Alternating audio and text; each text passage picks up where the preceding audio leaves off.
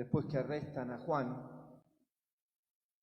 Jesús, ya bautizado, es llevado por el Espíritu al desierto. Esto es todo el inicio del Evangelio de Marcos. El Espíritu que desciende sobre Jesús en el momento del bautismo lo lleva al desierto. Jesús va al desierto a encontrarse con Dios. A partir de la alianza del Sinaí, el desierto para todo judío es el lugar por excelencia de encuentro con Dios. Allí se hizo la alianza de amor entre Dios y su pueblo, que constituyó al pueblo como tal. Y entonces ir al desierto es realmente prepararse para un encuentro lleno de vida y de comunión con Dios. Todo parece perfecto, porque es decisión del Espíritu. Jesús es dócil al Espíritu, va al encuentro del Padre, y sin embargo, en ese momento aparece Natán con barbijo, el demonio, aparece el demonio. Existe el demonio. Cuando nos preguntan qué prueba tenés, uno dice, y nosotros mismos, ¿no? Así como nosotros somos la prueba de la existencia de un principio del mal poderoso, que justamente su misión es lo que nosotros decimos la tentación, que en definitiva es tironearnos para el otro lado de lo que quiere Dios, de lo que nos propone Dios. Los grandes místicos de la Iglesia, todos han tenido experiencias muy fuertes de tentaciones, y es muy interesante leerlos, porque normalmente los grandes momentos y las más fuertes tentaciones son en momentos de gracia. A uno a veces le da la sensación que el demonio se ensaña con uno cuando uno está mal, y cuando uno está mal, el demonio está fenómeno. El problema es cuando buscamos la gracia, cuando vamos al encuentro de la gracia. Ahí es donde se interpone entre Dios y nosotros. Jesús va al desierto a encontrarse con el Padre. Un encuentro de Jesús con el Padre es un encuentro lleno de vida, es un encuentro de comunión, del cual Jesús sale como hombre fortalecido para cumplir la voluntad del Padre. Y la gran tarea que va a emprender el demonio constantemente contra Jesús es justamente privarlo de realizar la voluntad del Padre. Y siempre aparece en estos momentos. Hay 3 momentos fuertes de los evangelios donde el demonio aparece a perturbar a Jesús. Uno es este.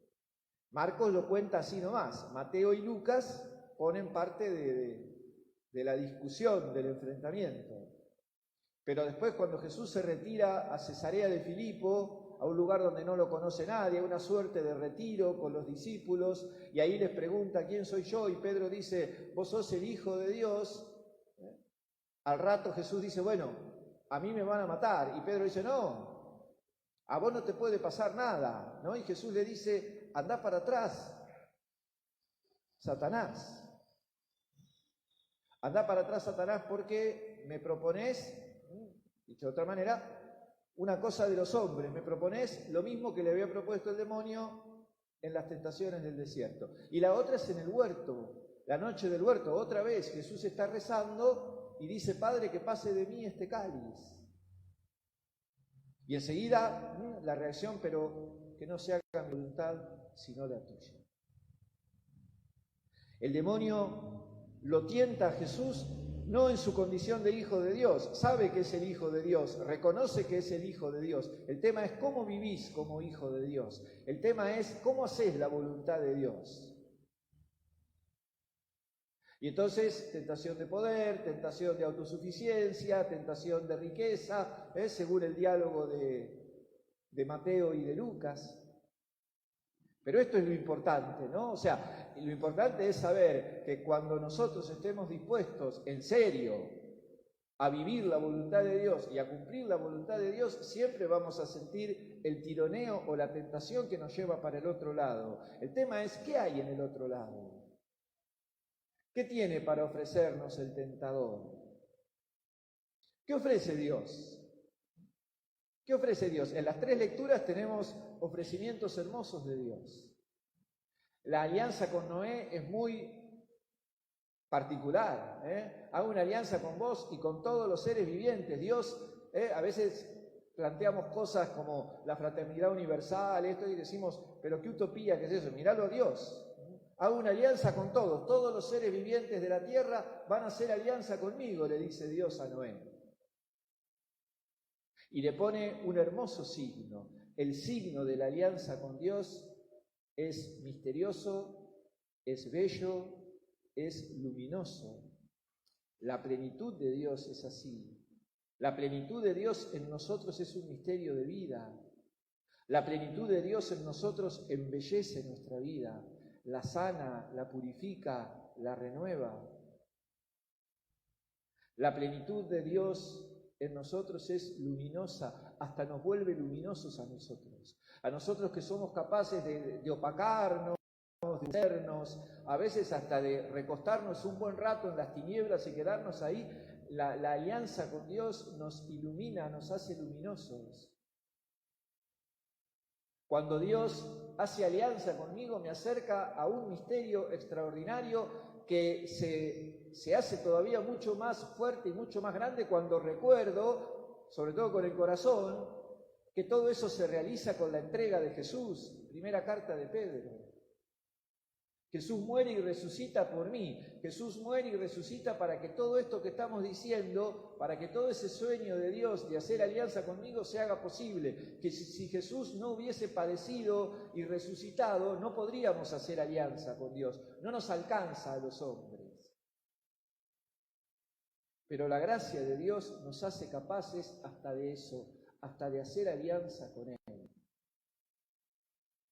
Entonces, crecemos, entonces somos capaces de liberarnos, entonces hasta podemos decir, en cierto modo, somos fuertes, somos grandes a los ojos de Dios, porque Dios es capaz de hacer en nosotros con su misterio y con su amor seres luminosos. Y el otro no te ofrecerá, o mejor dicho, te ofrece un montón de cosas, pero no hay nada. No hay nada. Jesús lo llama al demonio el padre de la mentira. Te aparta de Dios mintiendo.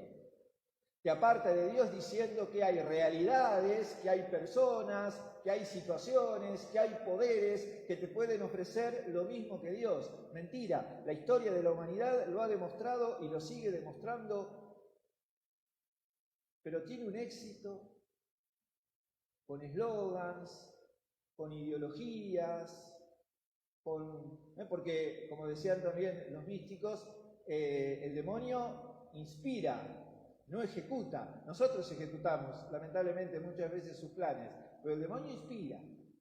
Inspira a través de frases sutiles, de pensamientos que se imponen en el mundo, que se imponen en la humanidad. ¿Y a qué apunta? A que nos apartemos de Dios.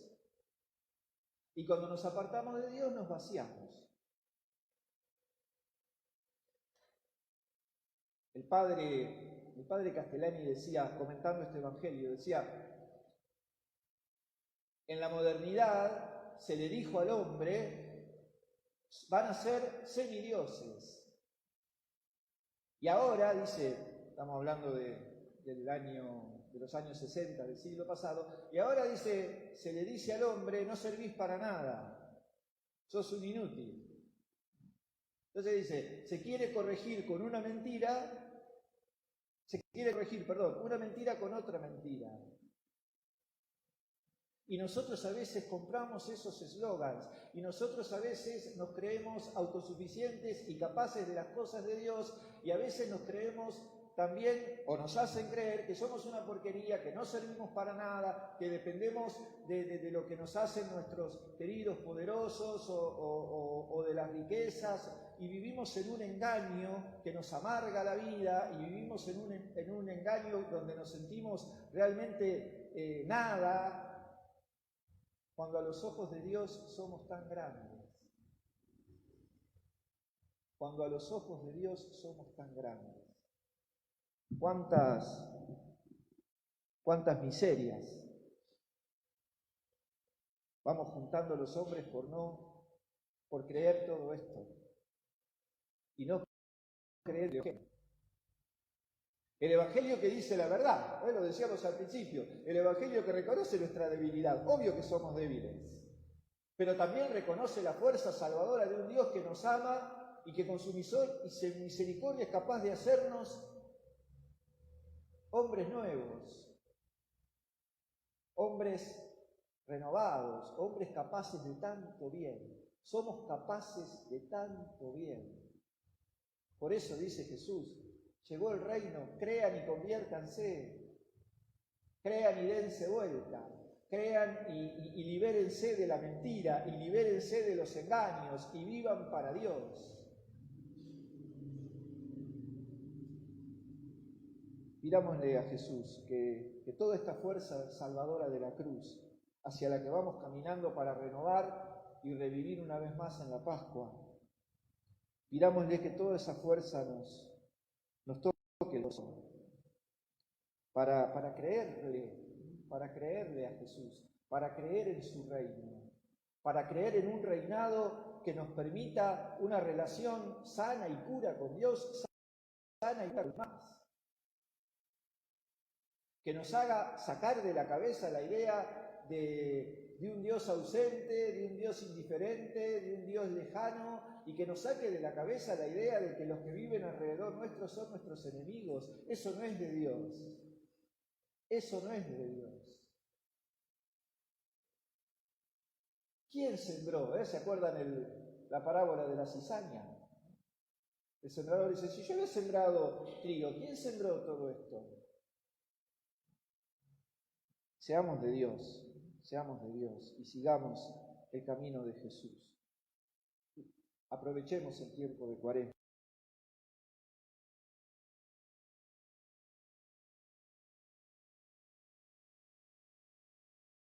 de Jesús.